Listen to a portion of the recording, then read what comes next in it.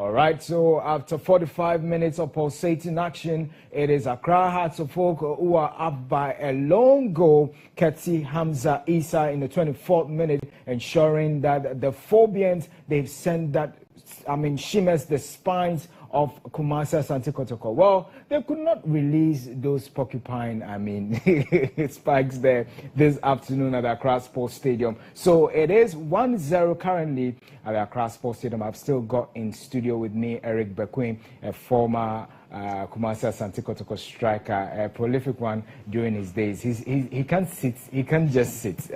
Watching the game, and the commentary here behind the scenes before we even came on. Yeah, so currently on your screens, the man is yet to perform.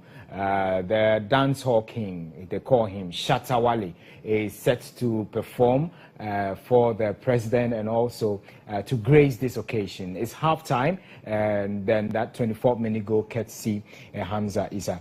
Bekwe, let me bring you in here before we join them, Shatta Wale's performance. For you, you were not too happy with, seeing